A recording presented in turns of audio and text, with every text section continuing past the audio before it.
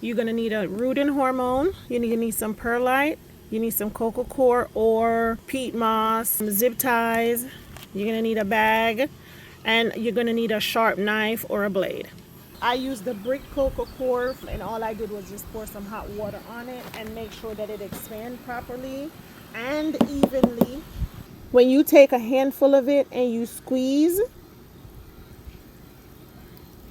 you want it to have just a few drops just like this.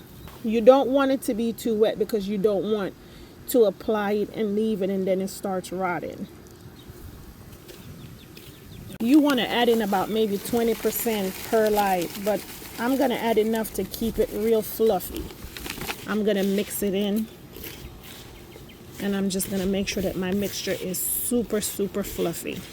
So we're going to fill up our Ziploc bags. I'm going to make a slit coming down here, and I'm going to open it up, and I'm going to put that branch that I cut in here like this, and I'm going to zip tie it close to keep that mixture touching it, and it's going to start producing roots. All right, so I went slightly below this node because that's pretty much where I want my roots.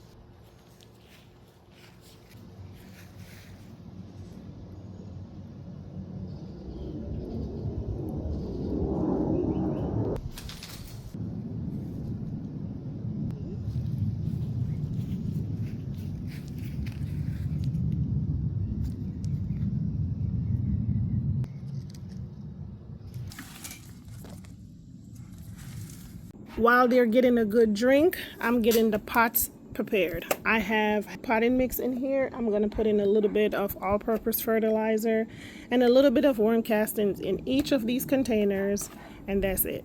So after I gave it a good drink, I removed the plastic, cut back a few branches, and now it's time to pot it up.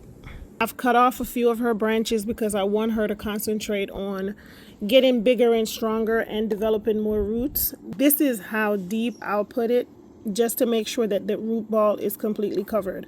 I am not going to pack it in. I am just going to gently fill it in.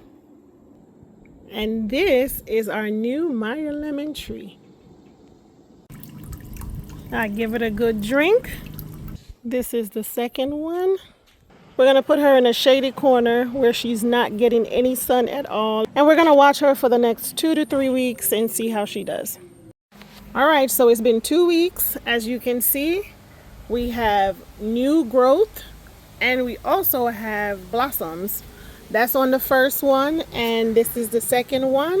We also have new growth and we also have blossoms. I'm taking it off because this baby needs to concentrate all its energy on producing bigger roots, not producing fruits. So yes, she thinks she's the mother plant and she wants to produce because she thinks she's a big girl. But because she's a baby, she's not allowed to get pregnant yet. So you have to allow her time to get accustomed to being a plant by itself and not a mama plant. So every time it blossoms, when you do your air layering, you want to take those blossoms off because you want the root systems to develop and you want the branches to develop before you allow it to. So I would say between now and the spring, leave it in a container and allow it to grow bigger and healthier, and then in the spring you can let her blossom because she's already a big girl. But for now, don't let her produce any fruits.